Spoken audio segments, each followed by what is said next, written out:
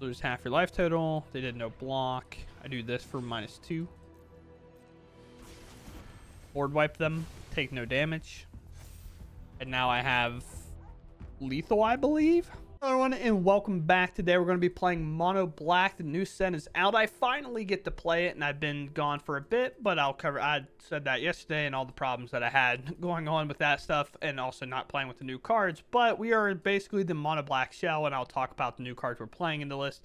But we have our cut downs as removal, duress to interact with our opponent, along with Deep Cavern Bat, Liliana, Shieldred's Edict, go for the throat, Anoint being more of our removal, Liliana fitting in that category as well. It's just like a big removal package. We're really focusing on taking on Mono Red, Convoke, and so on and so forth. And then we have a 1-2 punch kind of combo in the deck with Unstoppable Slasher and Bloodletter Vaxazots. Unstoppable Slasher coming back over and over again is also a tax on our opponent that kind of works in a way like this card would, because they have to use 2 removal spells on it, so our discard becomes a lot better, and Bloodletter is more likely to stick post that turn. And then we also have Unholy Annex as our main draw engine and kind of value card in the deck to beat a lot of our grindier matchups that we need. And then we have 2 Soulstone Sanctuaries acting as any creature type, which also matters here in a bit. But to cover our 2 new cards that we're playing in this deck is not a ton. I didn't really find a ton right away for Mono Black. Maybe something else will come around later that I'll see.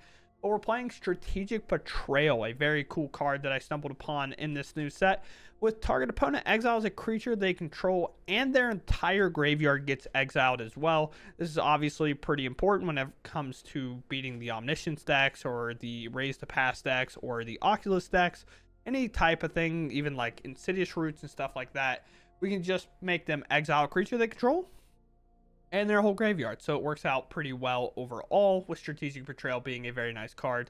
I guess also Delirium, it's a pretty good effective card against them as well. So this card's pretty sweet. And then the main piece and the main card that I found that I liked a lot in this deck is we are finally getting to play a board wipe where each non-dragon creature gets XX minus XX until end of turn, and then we can play it as a creature. It does not work like Adventure. The Omen shuffles back in. If you want to know what Omen exactly says, you may cast this card as an Omen. After you do, shuffle this card into its owner's library. So if you cast your opponent's Omen for some reason, it goes back into their library, of course.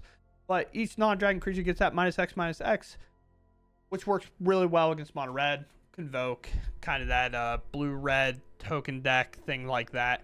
So it's pretty cool. And then it is a creature on the other side for 4 mana, 4/4, passes the generic test with flying and ward, discard a card, acts like our graveyard trespasser. Outside of nowhere to run, this card is really annoying to remove, and also helps our discard plan that we've talked about, where Flasher takes 2 cards to remove it, Regent also takes 2 cards to remove it. And one of the cool little tech things with this card is our Sanctuary. We're actually fine bringing this up to a creature because this is a vigilance with all creature types, which means it's also a dragon. Therefore, each non-dragon creature gets -X. This is a dragon, so it will not get that clause, which is pretty awesome. But with that said, we're going to go ahead and dive into the games and see if we can play Mono Black into hopefully the new meta and not kind of the stale, same old, same old. But with that said, let's dive in. Oh yeah, seems reasonable. Seems like the perfect hand to keep in our opener, huh? More. Yeah, there they are. Sure, dude, I guess. And go. Oh, yeah, even better. Oh, actually, that's a good draw. We're fine. Everybody, stop panicking. We're fine. Everything's fine. Everything's okay. Nothing? Oh, Mr. Mono Red, you gotta do something now. Play this. I'll take a little bit of damage for a little while, but then we're gonna start interacting. Oh my, it is dragons? I don't believe him. This card is basically useless on the other side, so we'll do this. Pretty good draw, even though it is a sorcery speed card, as long as it doesn't have haste. Be okay, but realistically, we just have to get this go for the throw untapped and available. And we got to go from there. Realistically, we're going to attack for 4 and then do the Ritual Chamber. But this can only be used for a dragon spell. So, we play another one. Right? No. That's if it's spent on a dragon. So it doesn't have to necessarily be a dragon spell. Sure. Make a 6/6. Attack for 4. I feel like even depending what dragon they play, I feel pretty okay. Considering I'm barging up lethal here. Depending what they do. I have 10 damage on board. Sure. That's a 2/2.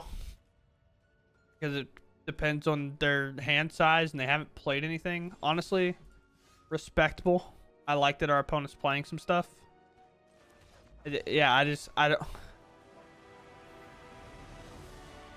know. Like, we didn't see a Sarkin, which is obviously a card that they're probably playing. We didn't see the Amber, which is a really good card with this card. Like, I think this card gets a lot of value with the new Amber because you're able to empty your hand a lot easier. So then this becomes a lot more affordable, and it just becomes like, probably for 3 mana, it just becomes like you play it on turn 4, and then you have the Amber, and you have 5 mana, and you have stuff like this, which is awesome. But unfortunately here, like, they didn't do anything, so we just played huge creatures. They probably had like a torch to the tower or something, but we'll move on.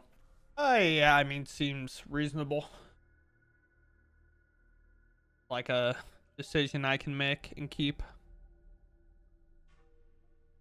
Arrest them, deep cavern bat them, cut down, anoint them. I will keep.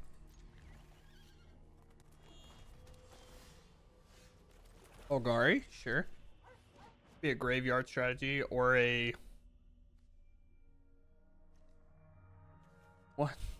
Counters one? What does this do? Whenever a counter is put on a creature control, draw. This ability triggers only once. Abzan, whenever they attack, put a 1 counter. It gains menace until end of turn. Yeah, that's good. This doesn't really stop anything though. This is annoying, but that's kind of down the line later. I think Shelter by Ghost is the tick. I think. Because if they play a creature, I can always anoint it. Or I can always cut down it. Kind of a good card. Or I go with this, and I just pace myself for that. What, that's 2. At the beginning of combat on your turn, put a 1 counter on a target creature. Again, whenever you attack, put a 1 counter on a target attacking creature. It gains menace until end of turn. Let's just play a deep cavern bat here.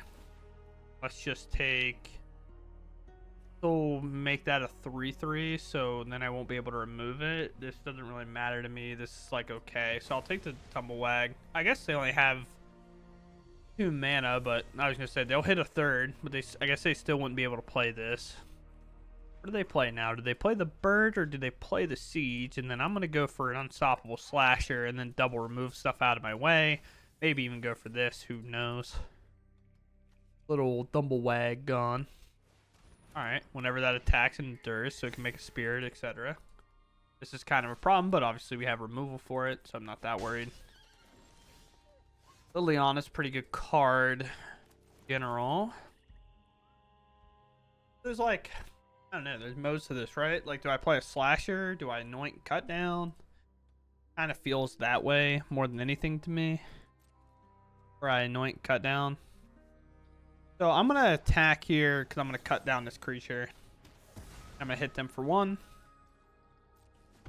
I know kind of made it a little bit sketchier than I needed to based on how I did that, but we'll be able to anoint this. Dangerous. Actually, it's not dangerous at all. If they play their last card, we actually get the plus here.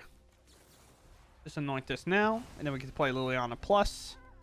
Then we get rid of our scavenger, and then they lose their Elspeth.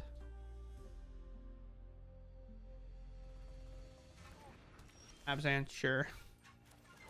Could have maybe kept out land to throw away here. No more distractions. Let's make this. Don't overthink. Flashers got to be the keep, and that's all it takes. Very cool. We move on. All right, opponent goes first. Hand literally is all removal slash like hand interaction, so we'll keep. Oh wow, we have a true gamer on our hands. It's weird because we can wait, but I'd rather just cut down this and not worry about it. This is going to be maybe where our Scavenger Regent finds itself being a pretty good card, especially the fact that like I kind of Obviously, Adventure is probably better than Omen, but I do like the fact that I get to keep the card and it doesn't just go straight to my graveyard for using it. Sure.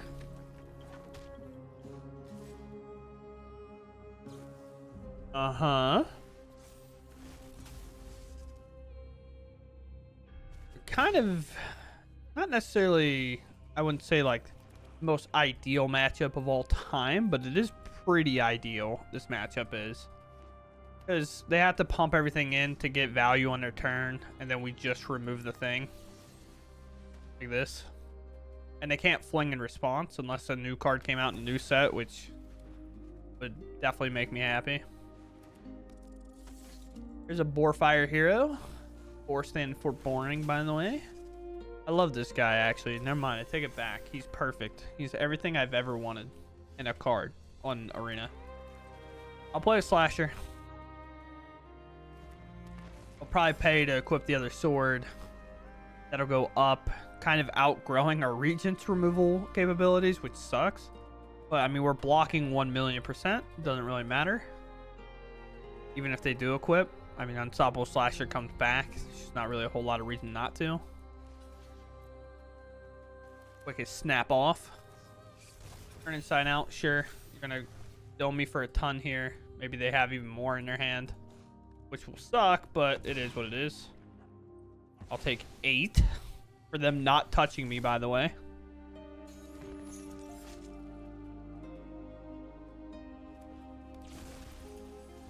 There.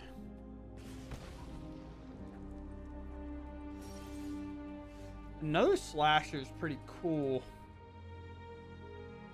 Do I remove their creature or do I play a Slasher? The world may never know. I kind of want a Deep Cavern Bat and take this card. But I think I just remove and then double spell next turn. 1, 2.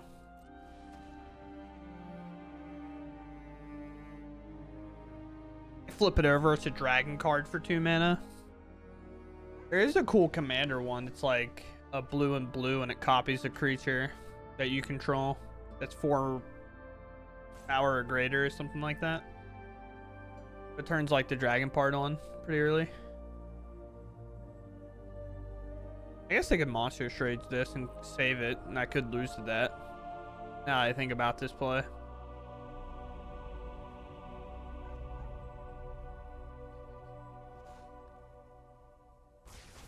Alright, cool.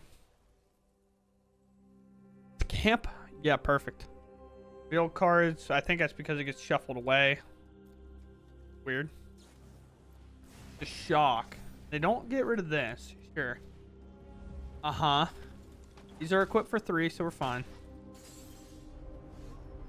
Hey, look, we just drew it.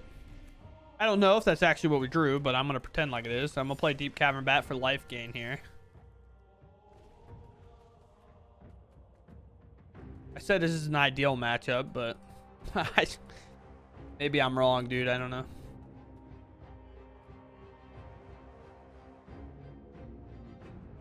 It's like one of those things where Unholy Annex gains us life, and we haven't had it, so it's like weird.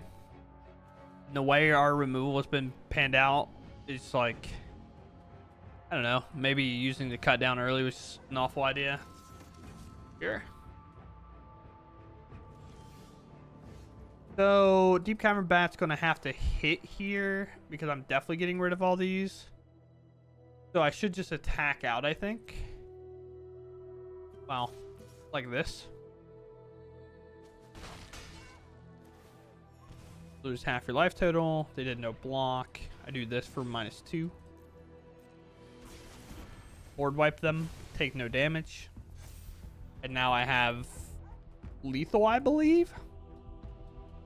This is half their life total rounded up, so this should hit them to 4.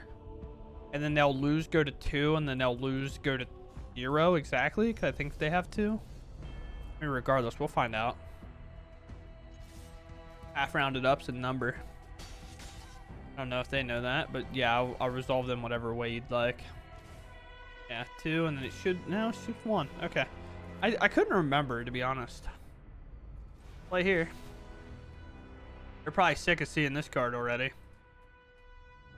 I know, opponent. It's a new card. Whatever will you do? There, I'm empty-handed. I'll even show you. Oh, here we go. Here's the lightning strike off the top to win it all. Show it to me. Ooh, brutal. Brutal indeed. We come away with the win after calling it kind of an ideal matchup. Maybe I don't open my fat mouth until the end of the game. All right, seems pretty solid. We'll keep. Considering my hand's like mostly castable besides the last two, and we'll just hope to hit a land. With Esper Pixie being such a dominant deck, which is why I personally don't like the deck that much, it's like it really tells you that you can't mulligan. First Lightning went out. Oh, nice. That's kind of crazy. But we're going to take the ramp away because they're going to play Landward Elves, of course. And then we're obviously going to go ahead and pop that as well. Anoint cannot hit everything in their deck, as you could tell by this. So we're going to go ahead and anoint this Landward Elves. And we'll use the Edict to answer something larger like a Dragonhawk or something. But land comes in. Nothing happens. We play a Slasher. We're trying to win the game by Zombie Assassin. First Lightning in hand. Honestly, this is a sick card. I'm super pumped about that. Obliterating Bolt, exiling. Nice. Land, maybe? Oh! That's Ward. I know against Esper Pixie players, Ward doesn't matter, but it lives through a nowhere to run, kind of. Most likely, if they know where to run it, they're going to do something else to it, and that's not going to be a fun time for anybody involved. You do this when you enter, right? When it enters or attack, exile the top X cards are very... Okay. Interesting. Interesting indeed. I feel like I have to be aggressive. I guess I could always have Lightning Strike for that. I don't know. I think I'm playing the Regent here. Or...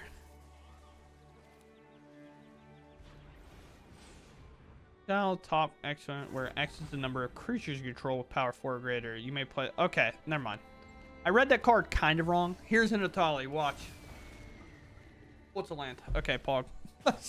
We're fine, team. We're fine. Everybody, we're fine. Sacrifice not token creature. That thing out of my way. Play Unholy Annex. Hit them for 8. That's the thing about these. The ward is going to be so good. It's like having a Graveyard Trespasser all over again. Kinda is, but it's like not at the same time. But sure. Just like that, we're running up the score a little. So we'll keep moving on. On the play, I will keep. Land, go.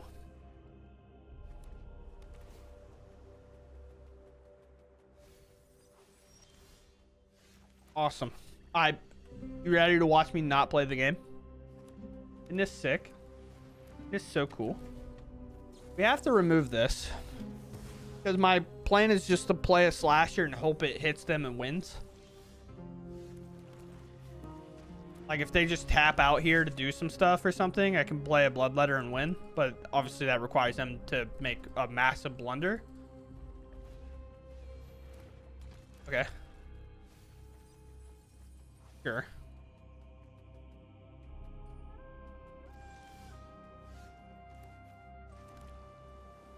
They have too many cards in hand, and if they reanimate it, they just counterspell me. So I play Bloodletter and I attack. And we just hope they don't have it. Oh, they have a bounce spell too. Why not, dude? I don't know. Wow. I guess whenever you have everything with Oculus, it just doesn't matter if you play the game or not. Or not Oculus, but Omniscience. Oh, player Boilo, dude. Come on, show it to me. I don't believe them at all. That's crazy to me. I genuinely don't believe they don't have it. You know what I mean? I still don't know how.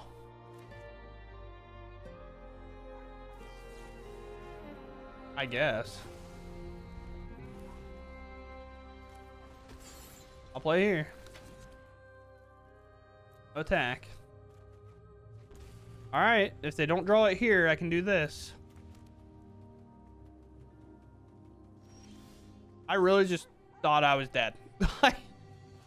That's the craziest part. I can't pay for a riddle regardless, so let's play a Slasher, see if they have another riddle to stop me. Moment. Sure. What a game, dude. What a game. Middle? No? Basically want them to tap out. We want them to bounce this, which is weird to say, but we want that to happen so we know that this resolves. Oh boy. Target.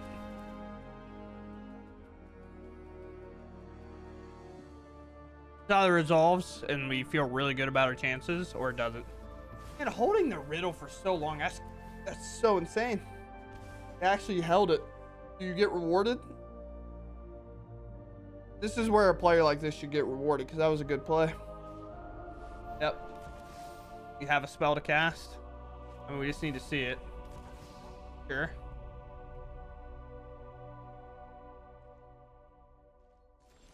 Oh. Okay. That's pretty cool. Press.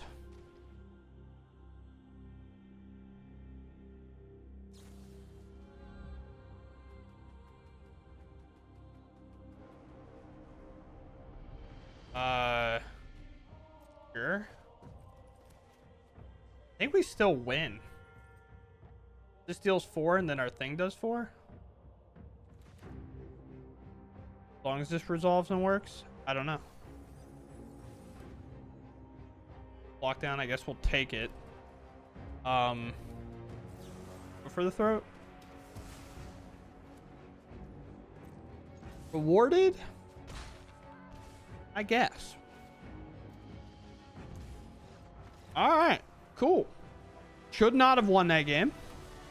Many times I tapped out leaving our removal down, but it was like it didn't matter if I had to removal spell or not. But cool, I guess. We'll move on. Do this last game up here. We're on the play. We have 2 annexes, so we're kind of chilling. I think. Obviously, we have to hit a land. Oh, Gorehound. Yeah. Pass here. We'll see what's up.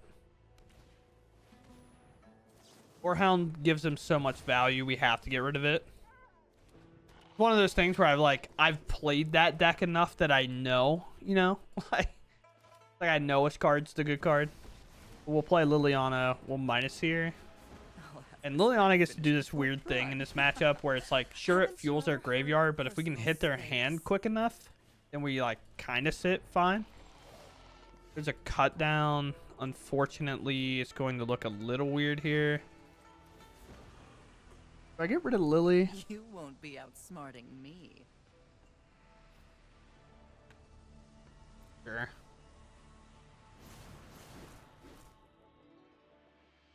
If I play the Slasher, they don't typically play removal, but I think this is just such a weird thing. I guess I'll play Slasher. They don't, like, these decks can't really afford to play much removal. I only played like 4 when I played it, which milled me and did that whole business. But they get rid of a land, which means they're definitely land heavy. There's a duo. I mean, I'm going to block regardless here, I think. They don't really have a whole lot going on in their graveyard, which is perfect for us. Especially because considering we still get to continue to hit their hand, right? Like, that's the main thing. Sure, like, they raised a pass with this board, but what does that really do? There's another good hit. I think we'll only ever need 1 Unholy Annex popping off at a time here. I'm tired of your secrets. And I will play this Annex. We're just looking for lands at this point. Now, even if they raise the pass, they bring back like a little bit of value. Like, it's a lot of life to be gained, but there's no draining happening, and their life total doesn't matter when we have a Slasher in play. Right? So, now it's just whatever. So we'll do this. We'll eliminate their last card in hand. We'll get rid of a Slasher. And there's one of those, which is fine. And then now we just hold our removal and just target things down. A little more life, go to 5. Now we can do Ritual Chamber, so we want to go empty-handed here if we can afford to. Alright, I know what creature to remove in response to all these life gain triggers happening. Go for the third, I guess, here. Then cut down the Chandler while there's no counters on it. That means nothing gets moved and it's whatever. Now they have to... They can only ever attack Lily with one of these creatures. Because Slasher's unhit. Okay. Or attack with both. You're gonna need a good I needed the top deck Bloodletter so bad. Because here's the thing about going to 33. I'm Bet you tired of to half that? Put you at 16, 15? You were the next card? Kinda sucks. I'm mad it was the next card. Cause that we would have just won, but I mean I get it. Oh dude, these wiggle too? I know the horses wiggle. These also wiggle. This fires, but up here doesn't for some reason. And then this little horse over here also wiggles. But yeah, after experimenting with a couple cards, running into Esper Pixie over and over and over again, we finally get to play with Unholy Annex for once, and we win. Cool. Awesome. All right, so to talk about the deck, I kind of cut some of the matchups that we had against kind of just exactly stock decks. There was like an Omniscience list where they did it on turn 4. It kind of happened. It happened. I lost immediately. And then I lost to kind of stock red because I just somehow didn't draw any of our removal. We got to turn like 4 or 5 and I drew none of this removal at all. None of this removal I had. I just had like a duress, bat, and everything, and it just wasn't enough. Manifold Mouse beat my head in, so that was pretty cool. Other than that, I lost to just like Esper Pixie, which is like, sure, dude, I can't beat Kaito. A lot of decks can't beat Kaito, and it just, they happen to have one every single turn after Hopeless Nightmaring me 4 times, and I was just complaining, so I just cut it because who really cares?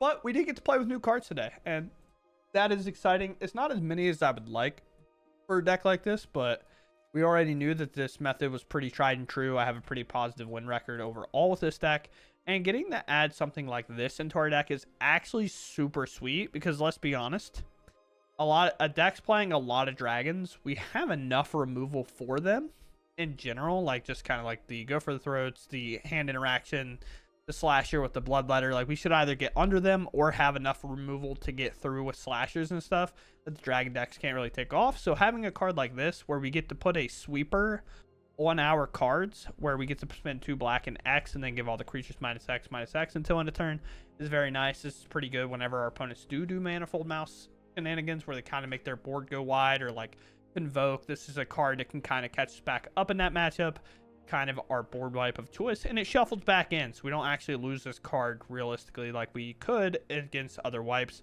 and then we can potentially draw this again, especially if we have Unholy Annex online. We're way more likely to draw it again, and the ward cost is very good. Whenever we have Duresses, Deep Cavern Bats, and Lilies in the deck, the ward cost becomes very hard to pay unless they have a nowhere to run. So pretty good card overall. I enjoyed playing it, and it's not legendary, so multiple copies isn't bad.